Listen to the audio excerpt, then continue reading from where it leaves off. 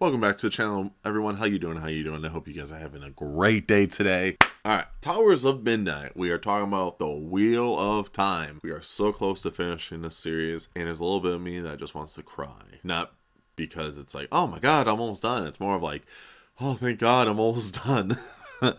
I have some mixed feelings about this series. I'm not gonna lie, this year for fantasy has been very lukewarm for me. Because mostly I've just been reading the Wheel of Time and the Stormlight, and it's just like, oh god, it's taking forever to get through these books. So I wrote down notes of all the POV characters in the Tower of Midnight, and that's how I'm going to talk through it. It's going to be more of a summary more than a review. I feel like once I'm done with the whole series, I actually plan on doing a giant video talking about the pros and cons of the Wheel of Time later. It's probably going to be a January video, but we'll see what happens when I get there. So right now we are with the Towers of Midnight. We are with Padon Fane, where he is trying to control the shadow. Essentially, they're like going to be like his zombies, which I was like kind of cool. But also, I'm like, it's driving me nuts that Padon Fane hasn't died yet. Like, this dude is really annoying, and I'm like, bro, why has he not died yet? He has been sabotaging everything. He just doesn't die. And it's almost to the point where I don't care for him. I'm going to the point of that with a lot of characters where I'm like, whatever. Another part in the Tower of Midnight is the Shan-Chan are now able to use the gates. They figured out how to use the gates, which is actually really scary because the way gates are really nice to, teleport essentially to go to places faster, and the Shan-Chan can use it. It's about to get real nasty in these battles, and I'm like, oh man, the final battle is going to be wild. So I'm hoping with In Memory of Light, it's actually going to be a pretty epic battle, and it's going to be good. I'm really like getting burnt out with fantasy in general, and I'm hoping In Memory of Light's the payoff I need. So let's hope. And with the Shan-Chan figuring out how to use the gates, Aviendha has a dream that she can actually see the future and seeing the destruction of the Aiel that is from the Shan-Chan. And she actually, I think it's believed that she is able to talk to the god for the Aiel, which is actually kind of dope. And she is able to use magical objects. She can manipulate magical objects, which is also really cool. But the whole thing of her seeing like the death and destruction of her people that's from the Shan-Chan is so creepy, and it just makes me excited to see how the final book is going to play it out. Like, is it actually going to happen? Is she really seeing the future? Is this truly the future that's going to happen, or is it one of those like it could happen, one of those? I'm actually excited to see that. Rand in this book does a whole 180. He is leaving Dragonmount and everything is turning to like roses and flowers and blossoms, and it's beautiful. It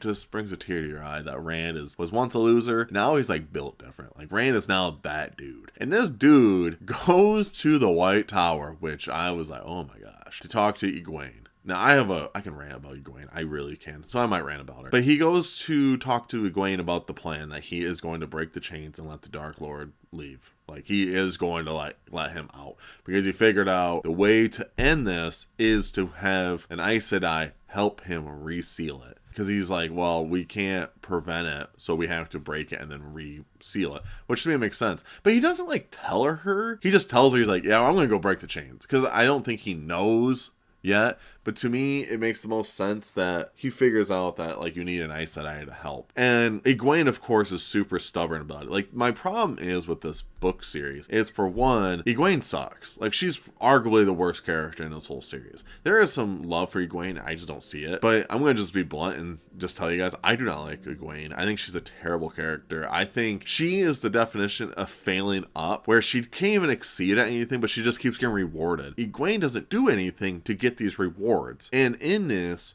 Rain is telling her everything, all the good things that's supposed to happen. And Egwene, instead of putting her trust into Rand, she still does not trust Rand, because he's the Dragon Reborn. Even though she can notice that he's completely different, he's a whole new man, she still does not trust him because he's the Dragon Reborn. And to me, I'm like, dude, it's the end of the world. Shouldn't you put in a little bit of faith, some effort into believing, hey, this guy who I've known my entire life, who I was supposed to marry, this is him again. This is the same Rand I missed. Wouldn't you think like that? Maybe just a little bit. But no, instead she's like, nope, he's a Dragon Reborn. I can't trust him. We are gonna go to war. So what happens is Rand told her that he can have her meet him on top of this hill, trying to essentially prevent him from it.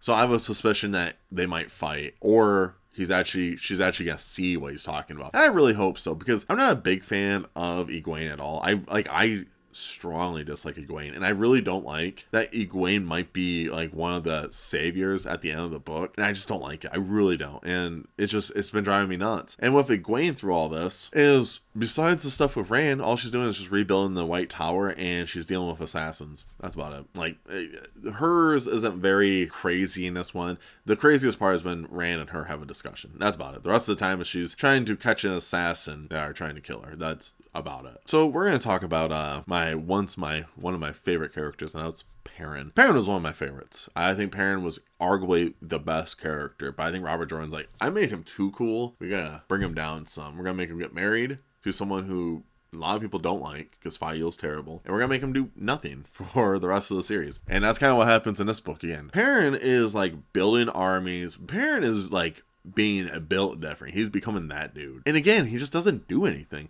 He deals with the White Cloaks because he goes on trial, and then he is proven guilty that he murdered some White Cloaks. And to me, I'm like, really? Now is the time to do this? Like, why is it now that this is all happening? Perrin catches the Slayer, the ones that he's having his dreams about that are killing like all the wolves and stuff. He sets a trap on the Slayer for the gateway to save the White Cloaks. And now the White Cloaks are like, we're gonna be on your side now, Perrin. And I'm just like, really? It's just like, there's so much that happens in the series that Perrin is just, there's nothing with Perrin. He doesn't do hardly anything. He has some moments where I'm like, ooh, this is good. And it goes right back to him doing, well, nothing. He's the same guy constantly like, oh, I'm not their king. Burn all the flags. I'm not their king. I'm this. I'm just a blacksmith. And it's like, bro, you're not a blacksmith. You are not just a blacksmith. It's shown plenty of times since like the 4th book. You are not just a blacksmith. So shut up.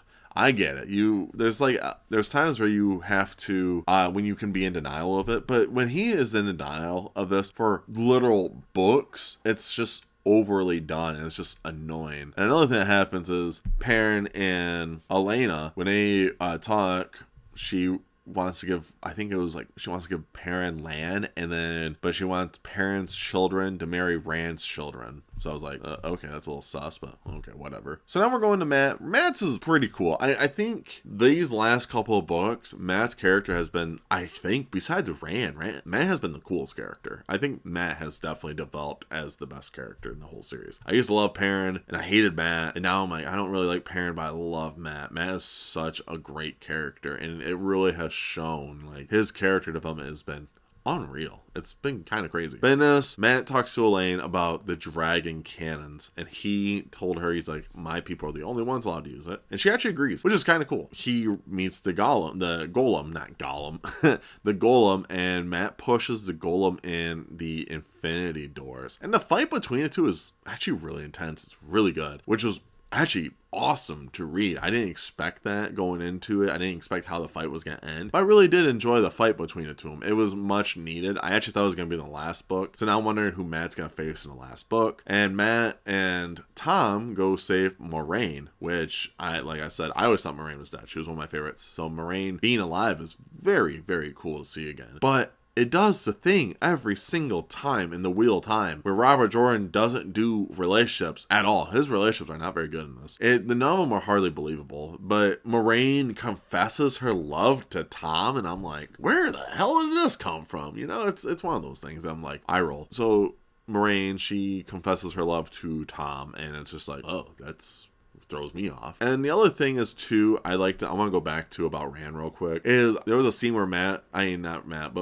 does, he shows everyone the true power of the Dragon Reborn against the Trollocs, and he like lifts up, he uses his power and kills like a whole army, which was insane. And he has to go back to the Black Tower because the Black Tower is making the Ashaman into bad guys. So Rand has to take care of business there. Rand showing the Ashaman around him the true power that he wields. Yeah, you know, you're like, okay, this guy's the true Dragon Reborn. It was insane. If you guys made it to the end of the video, I just want to say I appreciate it. Let me know what you guys think about Tower of Midnight. What do you guys think about Wheel of Time in general? To me, I'm struggling with just seeing like, wow, the greatness of this. There's a lot of moments that are great, but also it's like, is it really worth 14 books to like get there. I have a whole discussion. I plan out writing out a whole script, but my pros and cons about the whole thing and going from there. I want to do that with the Stormlight Archive as well, because I am also on the same page where it's like, is it really worth it? But we'll see. I'm not even like, I'm barely into Rhythm of War right now, so